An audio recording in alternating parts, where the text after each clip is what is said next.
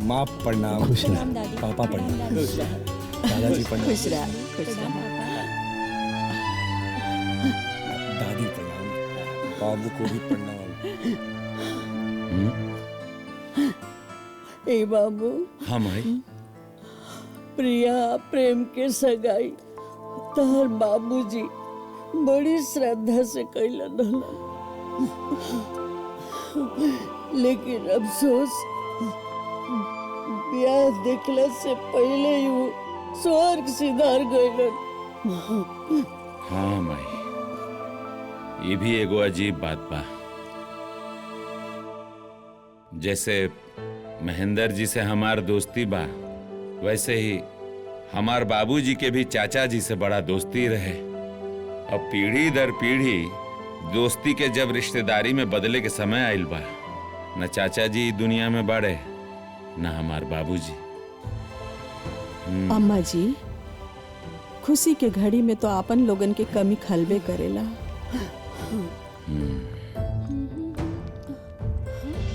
खुश रहा।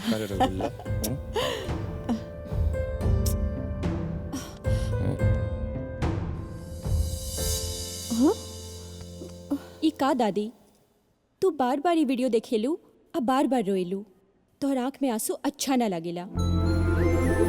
बेटा, तहर बाबूजी जाते जाते भी एगो पुण्य के काम करके गइलन, तोहन लोग के जोड़ी तो बना के गइलन।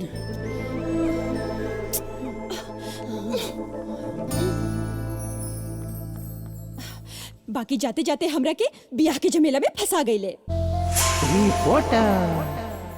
हमार ब्याह ऐसा नमूना से तय कर देहलस जे हमरा के फुटली आंखें न सोहाला। तो पावर वाला चश्मा से देखा सुहाए लागी। कारे पिंटू रिपोर्टर, ई का रिकॉर्डिंग कर रहल बाड़ा? ब्लैकमेल करे खातिर। माने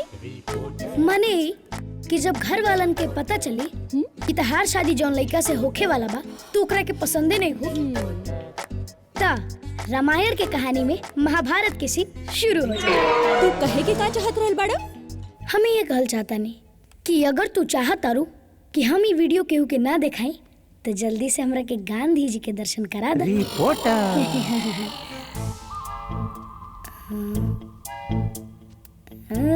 ब्लैकमेल कर रहल बाड़ा? हाँ। अलक्षणे से बुझा गई कि तू बहुत बड़का रिपोर्टर बनबा। इला 100 रुपया। ई काहे? उ राखी के बख्शीश बाचल रहे ना, तो यही में से दी।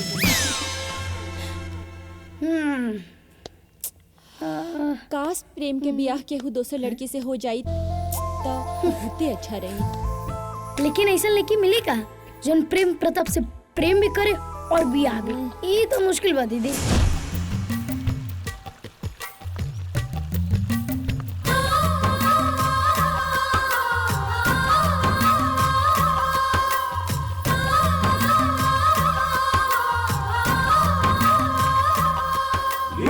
अम्मा जी, लीलाधर सिंह कोनो फाटल पुरान जूता नहीं खे जे नया जूता खरीदते ही अपन पुरान जूता उठा के फेंक दिल गई। बाकी रउआ के जूता के कहलस? हमरा के फाटल पुरान जूता केहू नहीं कहत बा, बाकी समझत बा। हमरा बुझात नहीं के कि का कहतने रउआ। यह कि रउआ एगो बात याद रखी, लीलाधर का लीला कभी टाइट कभी ढीला। देखिए दामाद जी, राउत बात हमरा नहीं के बुझा। अले राजेश्वर से बतियाए। अरे लो ना। का अरे हम उनसे बतियेबा नहीं करब, उनसे हम बतियेबा नहीं करब, बहुत भयंकर नाराज बानी हम। रउआ इतना फनफनात काहे बानी जी? एगो बात बताई रउआ, हाँ? ये घर का सबसे सीनियर दामाद हम हई कि नहीं हई? हाँ? अरे हम प्रिया का फूफा हई, फूफा। एमे कोनो शक बा? हाँ? एगो बात बताई, हाँ? कि हमार बाबूजी के दामाद से बिना पूछले रउआ अपन दामाद तय करे का हिम्मत कैसे भाई? महाराज कुछ भी बोलत नहीं, बियाह अभी तय भइल बा। बियाह अभी भइल नहीं खे, जब होके जात रही नु तो रउआ के कार्ड भेज देवल जाए, ठीक? अच्छा, नाही बियाह हम एकदम नहीं आई। काहे से हमरा के भादो के सड़ल गोबर समझ के साइड के दिल गल बना। एगो बात याद रखी साले जी, लीलाधर का लीला कभी टाइट कभी ढीला हाँ यार बैठा तू यार पीछे पीछे दौड़ा था। एगो बात बताई, रहुआ ना अब तो हमार बेटी के बियाह ना होई का? अरे भैया हमरा एकलौती भतीजी के बियाह बा तो हम कैसे ना आइब सब। अच्छा तो सुन, तू आ जाई है, बाकी नकफुल्ला बहनों के लेके मत आई है। भैया कहत बड़े कि पाहुन के तो अबे ही के पड़ी। ए भैया ये तो बियाह में आवे से पहले ही सलवार सूट सफारी सूट सिलवा के बैठल बड़े और तो और मूछ करिया करे के जिद पकड़ के बैठल बड़े। तो उनकरा के कह दे कि अपन मूछ कटवा के सफारी सूट पहन के गाय भैंस चरावस, ठीक बा? हाँ, कहे कि ऐसन खिसियावा बहनोई के हमरा पास आवे के कोनो जरूरत नहीं है। भैया कहत बड़े कि मेहमान के आवे के बिना प्रिया के बियाह एकदम शोभा न दी, चलही के पड़ी। हाँ हेलो भैया। ठीक बा। भैया आप इतना जिद पकड़ ले बानी तो प्रिया के बियाह में तहार बहनोई जरूर रहीहन, हम इनकरा से कह देतानी।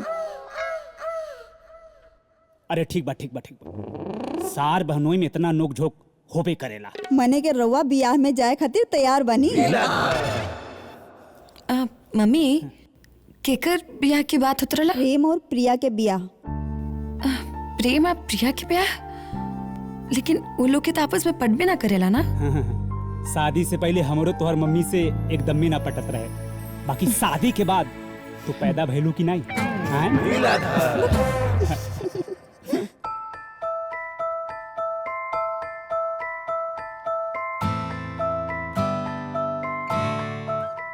ए बबुनी, अरे अभी तक आयरने करत बाड़ू, आज कॉलेज नहीं जाए के का? दादी आज इतबार है, आज तक छुट्टी के दिन है। अरे हाँ रे, हम तो भुलाइए गई हैं। ओम नमः शिवाय, ओम नमः शिवाय, ओम नमः शिवाय, ओम नमः शिवाय, ओम नमः शिवाय,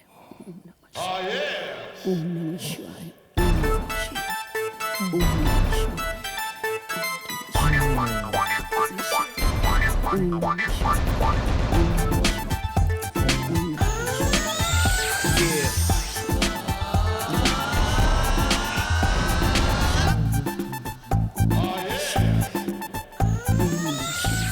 दादी अरे पा लगी।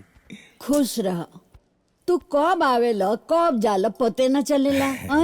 हमर नु स्टाइल ऐसन है, हम अक्सर ऐसा काम करनी दादी जेमे केहू को कुछ पते ना चले, और अगर पता चले तो जोर के झटका और जोश लागे। कुछ जगला के महका होता ना। अरे केहू के करेजा जरूरत होगी, अपना के का।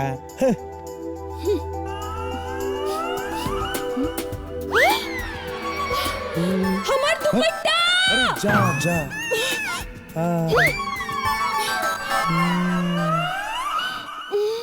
अब गरम आयरन में रख देबू तो जरी ना। तो हम जरनी हा। हाय राम, ये कैसे जर गई? जब हम आयरन खड़ा करके गई रहनी तई जर कैसे गई? हमरा सब पता बा कि प्रेम के बदमाशी है।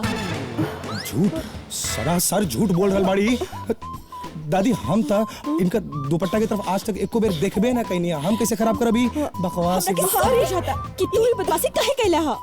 अरे यार हम तो सोच रहे यहाँ पे आके चाची के साथ दादी के साथ में बैठ के 2 कप चाय पियब, हाहा ठीठी करब। तू तो यार गंदा गंदा इल्जाम लगा रहल बाड़ू यार। दादी हम जा रहल बानी। अरे बेटा बैठ, चाय पी के जल्दी आवा बैठ। वैसे प्रिया के हाथ के चाय पियल 1 साल हो गए बम के।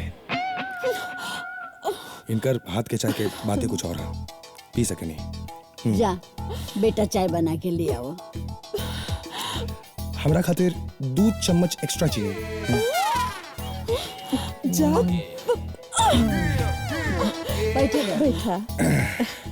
ये तो बर्बाद हो गई।